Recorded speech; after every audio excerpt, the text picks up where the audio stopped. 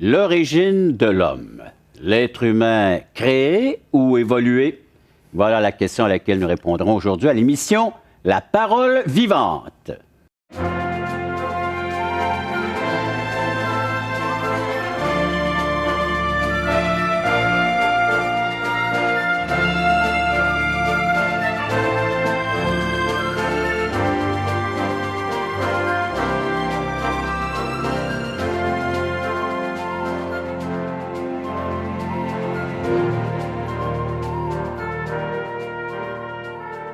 Mesdames, Messieurs, bienvenue à l'émission La Parole Vivante. 4 émissions spéciales avec un invité bien spécial. J'ai le plaisir de vous présenter M. Guy Leduc, géologue, et puis qui voyage un peu partout. Géologue et puis... Ingénieur. Un ingénieur, M. Guy Leduc. Bienvenue à l'émission La Parole Vivante. Alors, parle-nous un peu de... Là, tu arrives d'une tournée, j'aime ton habit, j'aime de la façon dont tu es vêtu. Tu as l'air d'un gars qui arrive de la brousse, qui arrive d'un grand voyage, fatigué, brûlé. Non, Char-du-Bois. J'étais anticosti sur la Côte-Nord, Gaspésie. Alors, tu as fait un voyage quand même, ça fait plusieurs mois que tu es au Québec. Tu es revenu au Québec, tu es originaire du Québec. Oui, c'est ça. J'ai grandi à Montréal, en banlieue de Montréal. Mais ça fait longtemps que j'ai quitté le Canada. J'ai habité au Proche-Orient 15 ans. Là, ça fait presque 10 ans que je suis en Europe. Alors, pour y faire quoi? Bien, je fais toujours des recherches un peu sur les sujets qu'on va voir aujourd'hui ensemble, hein, sur la question de l'origine de l'homme, la question des catastrophes dans le passé, la question oui, nos origines, hein, ça c'est un des points importants. Puis Donc, les recherches en mythologie aussi. Hein. Les études que tu as faites, l'université, tout ça, oui, tu as une formation de géologue. Oui, c'est ça, mais après ça, j'ai bifurqué un petit peu dans l'archéologie au Proche-Orient, l'archéologie biblique que j'aime bien. Aussi la préhistoire et tout le début des civilisations, ça m'intéresse. Alors j'ai été impliqué dans ce sujet-là depuis une vingtaine d'années environ. Donc, qualifié pour parler des sujets que nous allons aborder aujourd'hui dans les prochaines émissions, parce qu'on te garde pour moi une série de 4 émissions. Oui. Donc, aujourd'hui, les origines de l'homme. Oui. Beaucoup de choses à dire là-dessus. Oui, parce que c'est un gros débat parmi les croyants, les chrétiens, même les juifs, musulmans. Peu importe, pour quiconque veut comprendre l'origine de l'homme, il y a toujours 2 positions. La position qu'il y a un Dieu qui est intervenu, un Dieu créateur, et que l'homme soit une créature, donc, ou encore on est le fruit du hasard via une série d'évolutions à travers des millions d'années. Alors, c'est un sujet qui est quand même épineux, même parmi les chrétiens, même parmi les croyants évangéliques ou catholiques, ou peu importe, on va toujours avoir ce dilemme. Hein. Oui, je vais vous lire un texte oui, de la Bible. Hein? Là, on m'a mis ma Bible de travers, mais je vais la remettre dans le bon sens.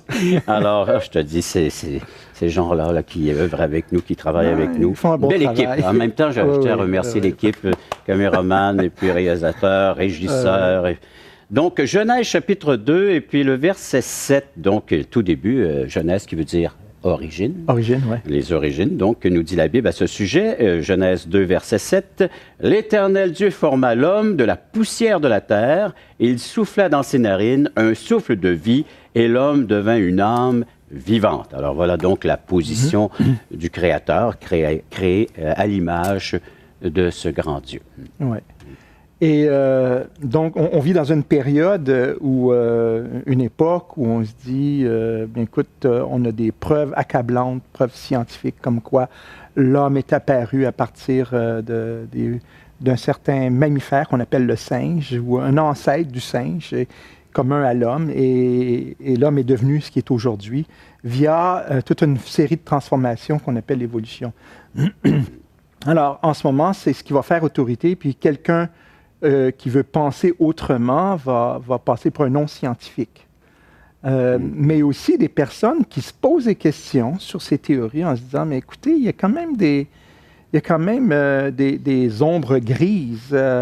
Je vous donne un exemple. On avait tendance à voir l'homme de Néandertal comme un homme primitif, plus proche du singe que nous, un homme, on parle de la période de la préhistoire, le paléolithique. Il y a des gens qui vont se reconnaître, qui vont se référer oui, à ces termes-là. Des fois, je fais ça un peu néandertal. Non, mais ce que je veux dire, c'est que on avait tendance à les illustrer d'une façon primitive. Et on a complètement, en 20 ans, même 30 ans, on a complètement transformé notre façon de voir le Néandertal.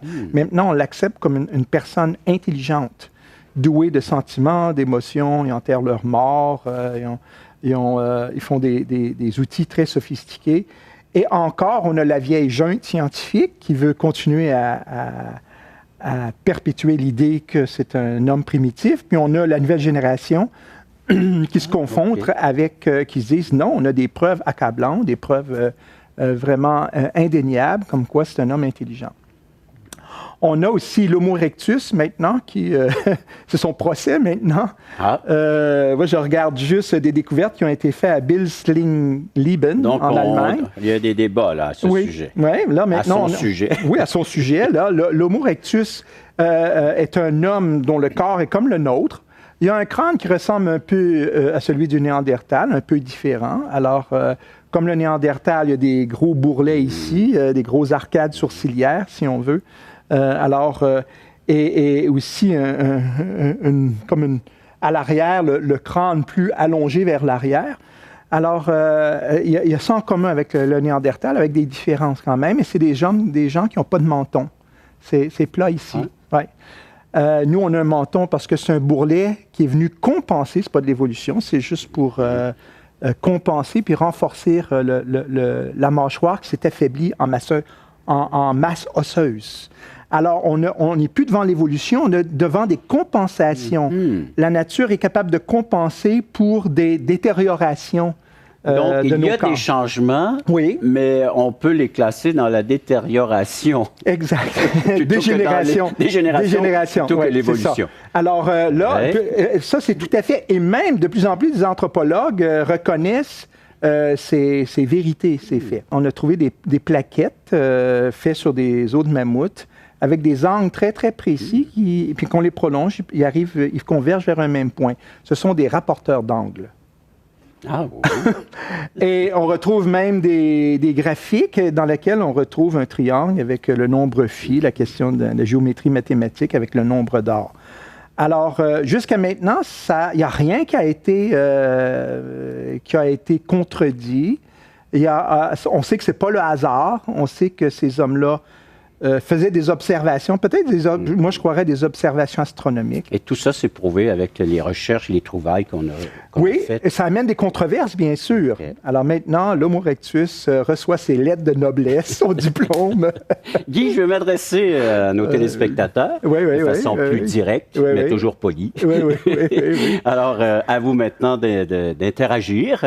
Si c'est au propos de notre invité Guy, vous voulez réagir, vous pouvez le faire de deux façons, soit en composant le numéro de téléphone immédiatement, 1-877-l'Espoir, 1-877-537-7647 et nous donner de vos commentaires, ou par écrit à nos sites ou à notre site, parce qu'on a un site maintenant avec lequel vous pouvez nous rejoindre, espoir.ca. Un service tout à fait gratuit et vous pourrez demander de la littérature et puis communiquer avec nous et puis ça nous ferait plaisir, nous, d'en savoir davantage sur vos réactions face à ces émissions. Après la pause, on va toucher l'intelligence de ces êtres humains. Oui. Notre intelligence, après la pause. Alors, vous voyez, on est devant une perspective tout à fait nouvelle de la préhistoire. Oui. Et ça, c'est important de réaliser ça. Et ça, c'est important, c'est un peu mon travail, de faire en sorte que les anthropologues soient conscients de tous ces arguments-là, parce que parfois, ce n'est pas l'université qui va l'enseigner.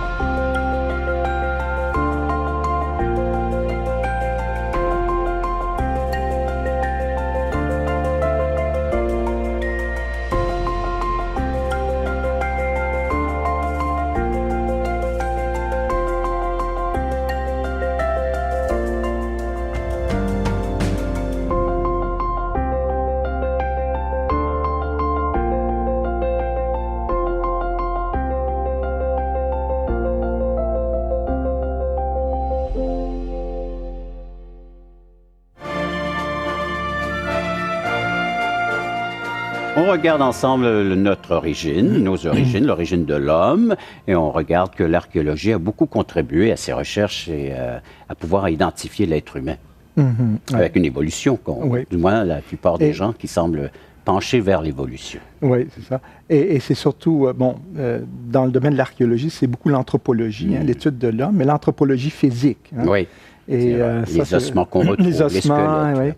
Et aussi les outils. Et les outils, c'est une étude qui est très importante parce qu'on avait tendance à voir autrefois qu'il y avait des outils très primitifs et qu'il y a eu une évolution des outils qui reflétait l'évolution de l'intelligence humaine.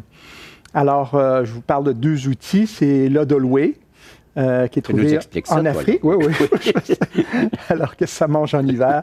Mais c'est un outil très simple. Hein? On prend un gros galet de rivière qui est rond et on le casse 2-3 coups et on fait une pointe anguleuse. Et c'est parfait pour aller chercher la moelle et même dépecer un gros animal et aller chercher la moelle à l'intérieur des gros os comme ceux du mammouth ou d'un éléphant. Alors, l'Odolway, ça a toujours été utilisé à travers les âges. Jusqu'à récemment, ça s'utilise même en Australie. Okay.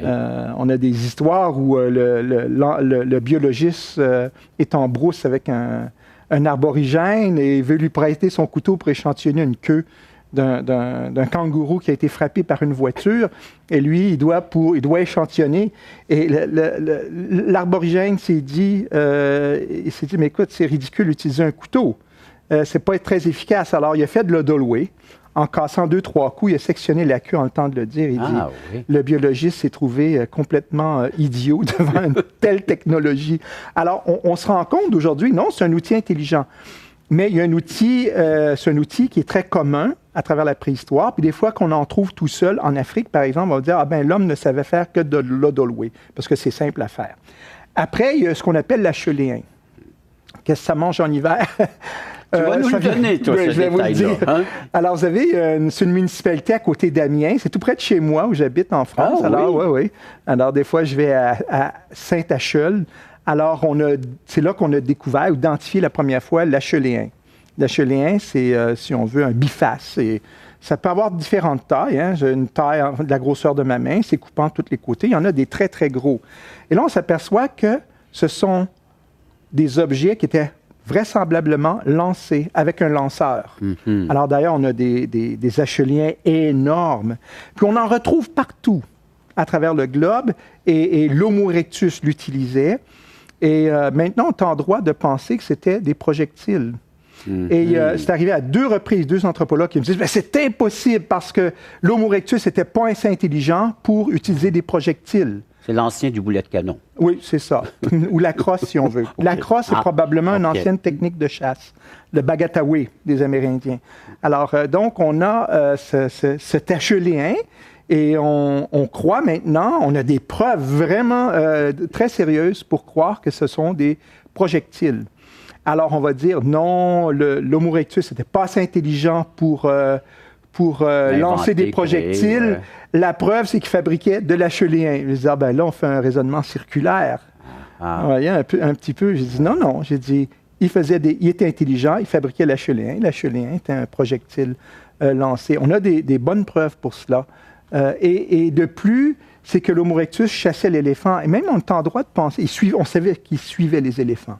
Les éléphants, c'est un bon garde-manger qui voyage à une bonne vitesse, qui plaît beaucoup aux hommes.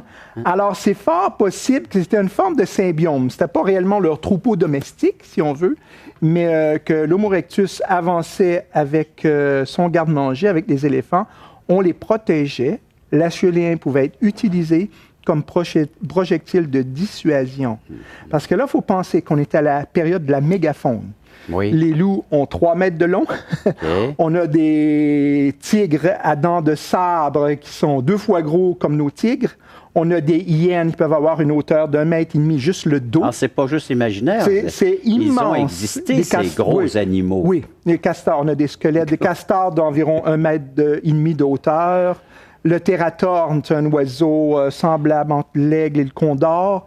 7 mètres d'envergure d'aile. Un Cessna a 10 mètres d'envergure d'aile. Vous imaginez un oiseau de cette taille. On a les squelettes. Ouais. Et tout d'un coup, tout s'est affaisé. Mais pour vivre dans ce milieu-là, ça prenait des bons projectiles et quand un lion a goûté, si on avait une foule d'acheliens qui lui tombe sur la tête, après ça, il va se tenir loin de l'Homo erectus ou du Néandertal, qui lui aussi a utilisé l'achelien. Alors donc, on parle de préserver le garde-manger, de les suivre à une vitesse qui nous convient. Alors, vous voyez, on est devant une perspective tout à fait nouvelle, la préhistoire. Oui. Et ça, c'est important de réaliser ça. Et ça, c'est important, c'est un peu mon travail, de faire en sorte que les anthropologues soient conscients de tous ces arguments-là. Parce que parfois, ce n'est pas l'université qui va l'enseigner. Est-ce que l'on parle encore des hommes des cavernes? Oui, mais c'est des hommes qui... Oui, c'est des hommes encore mentionnés. Oui, mais les cavernes, c'était des bons endroits pour faire des sépulcres familiales. Entre autres, le Néandertal les utilisait parce que ça ne bouge pas, le paysage ne change pas, c'est stable. Abraham et sa descendance ont utilisé la caverne, en particulier en terre de Canaan. Alors, l'Homo erectus, on sait, ou le Néandertal, plutôt, aimait utiliser les cavernes pour cela. C'est des bons sites pendant l'hiver pour y habiter. Oui. Mais on faisait plein d'abris en dehors. Et puis même l'été, c'est parce que les abris en dehors... et puis la fraîcheur. Hein, oui, c'est ça. L'été, c'est vrai. Et ils faisaient des abris, mais les abris en dehors, les abris nomades, loin des cavernes ou en deux cavernes, on ne les retrouve pas facilement. Okay. Les cavernes, c'est stable et c'est un bon endroit pour pause. On fait une pause, oui. Le temps que tu retrouves un peu... Mes os, mes vieux os.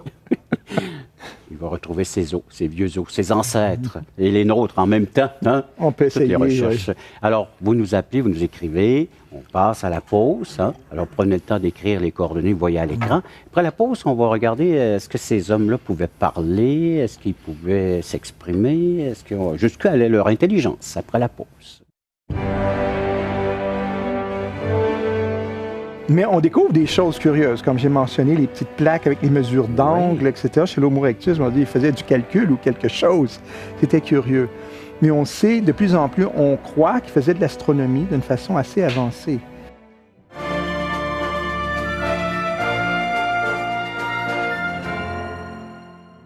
Assistez à un merveilleux déjeuner de l'espoir dans votre région. Un invité vous racontera comment Dieu a transformé sa vie et comment son cœur, souffrant, a trouvé une joie indicible en développant une relation personnelle et intime avec Dieu et son Fils Jésus-Christ. Des églises locales organisent de tels déjeuners dans plusieurs régions du Québec. Découvrez où et quand vous pouvez assister à un déjeuner de l'espoir dans votre région en visitant le site espoir.ca et en cliquant sur l'onglet « Déjeuner ».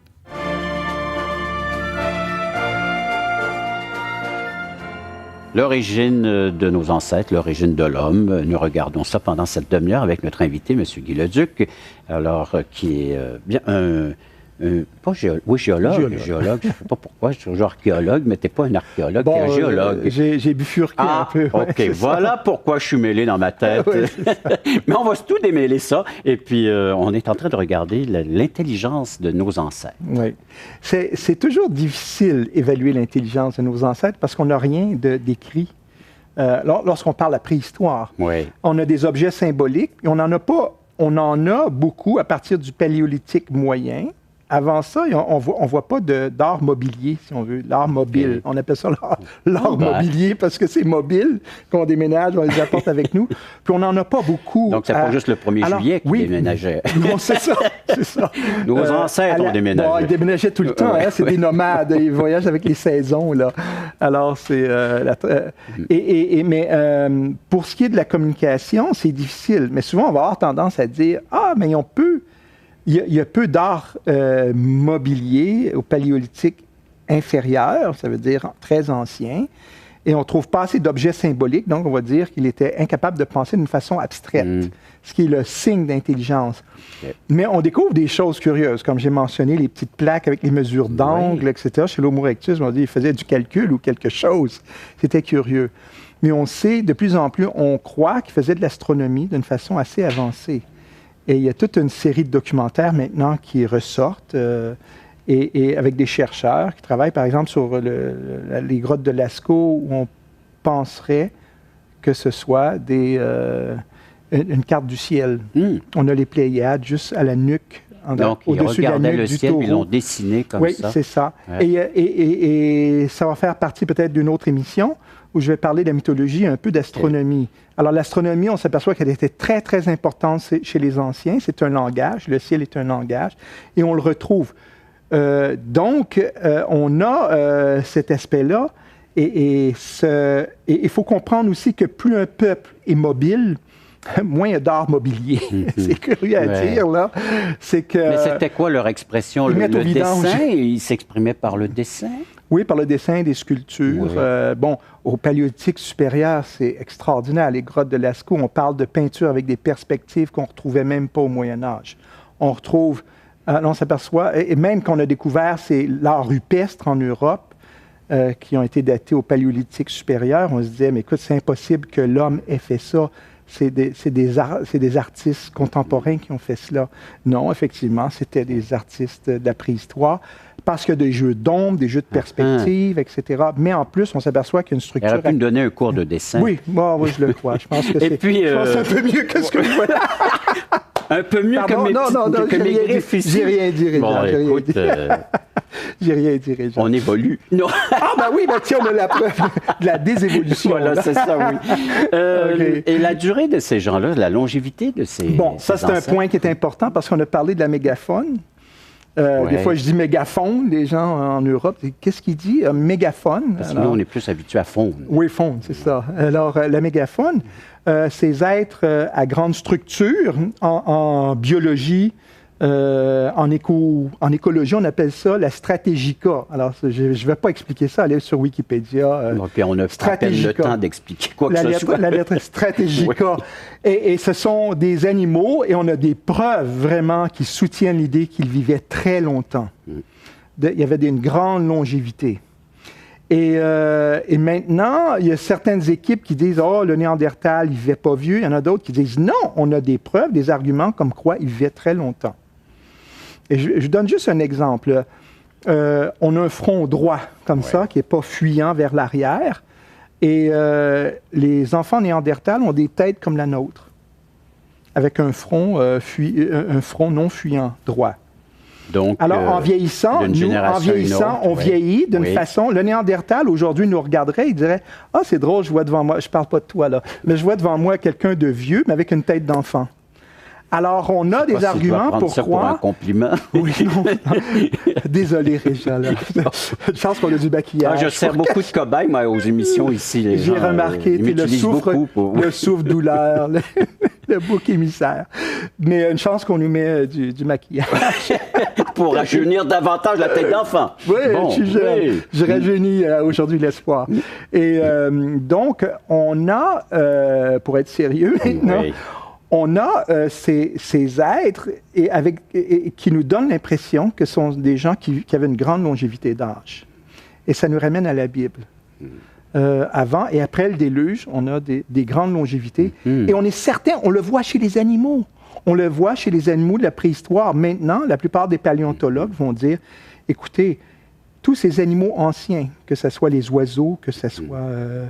les mammifères, les reptiles, les amphibiens, étaient géants, étaient grands, à une grande longévité. Et en parallèle, on a l'homme qui est différent de nous avec une grosse ossature, pas nécessairement géant, grosse ossature. Donc, il faut faire le lien entre les deux, grande longévité pour l'homme, et on revient à la parole de Dieu. Oui. La parole de Dieu qui devient une source, qui devient bien une référence. Alors, important et intéressant aussi. Vous nous rejoignez, vous nous appelez, vous nous écrivez, il n'y a pas de gêne à avoir, et puis on est là pour vous écouter et entendre vos propos. Après la pause, bien, il faut conclure le message d'aujourd'hui et l'émission, et on va parler surtout de la communication après la pause. Et on sait, de par le contenu des eaux, par les radioisotopes dans les eaux, que ces eaux ont été acheminées à des distances de plus de 1000 km, 2000 km, pour enterrer leurs morts dans un endroit familial qui leur était cher pour eux.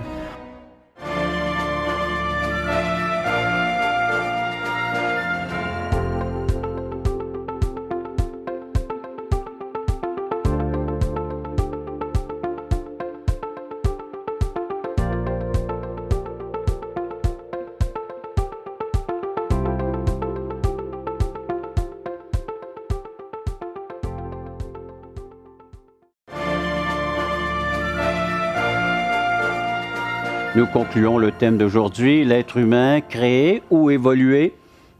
Créé. Et en quelques minutes, comment on peut dire créer, appuyer créer? L'homme est créé pour communiquer. Ouais. L'homme est créé pour communiquer entre eux et communiquer avec son Créateur. Et je me souviendrai tout le temps en lisant, en regardant une étude sur les sépulcres du Néandertal, par exemple, qui enterraient dans des sépulcres familiales, dans une caverne, et on pouvait avoir jusqu'à 70 individus. Et on sait, de par le contenu des os, par les radioisotopes dans les os, que ces os ont été acheminés à des distances de plus de 1000 km, 2000 km, pour enterrer leurs morts dans un endroit familial qui leur était cher pour eux. On voit, et en regardant l'étude, je voyais même des enfants qui ont été enterrés, qui sont morts en jeune âge. J'en avais des larmes, parce que je me suis dit, c'est des gens qui avaient des sentiments, des émotions entre eux, qui pour eux, c'était important. Alors donc, on parle d'une communication, on parle de la question de la mort. On va parler, dans une autre émission, de la mythologie, ce qui fait partie de la communication, mais c'est la question de renouer avec son Créateur. La question d'être en communication. On s'aperçoit que ces gens-là étaient des humains, différents de nous, tout comme la mégafaune était différente de nous, pas plus primitive. Les anciens castors qui étaient géants n'étaient pas plus primitifs, moins intelligents, c'est ridicule. Il y avait les mêmes rôles, mêmes fonctions. C'est ça, même fonction dans la nature. Et on a ces êtres qui pouvaient communiquer entre eux. On croit même qu'ils faisaient de la musique. Ah oui. Alors, oui. Et certaines études ont montré qu'il y avait des spores de fleurs enterrés autour des défunts. Alors donc, il y avait peut-être une cérémonie funéraire avec des fleurs, c'est romantique. Mais c'est juste pour dire que on peut, dans notre société, en regardant l'homme comme étant primitif, oublier que c'est un communicateur et un communicateur qui regardait vers le ciel. Chers amis, vous qui avez été à l'écoute de cette émission, vous êtes invités à rechercher, à communiquer, à prendre cette dimension du Créateur, de la création, que nous sommes des êtres créés à l'image de Dieu, et vous pouvez retrouver cette image, vous pouvez retrouver cette relation avec Dieu. Dieu s'est fait homme, il est devenu en tant qu'homme, il s'est fait chair à la personne de Jésus-Christ pour revenir nous communiquer le message important que nous pouvons rétablir un pont, rétablir un lien par le pardon, la réconciliation que Dieu nous offre, à retrouver notre Dieu sauveur, créateur et notre Dieu qui est prêt à faire de nous des êtres qui vont pouvoir communiquer avec lui en tout temps. Merci Guy de ton intervention et merci d'avoir été à l'écoute de cette autre émission de La Parole vivante.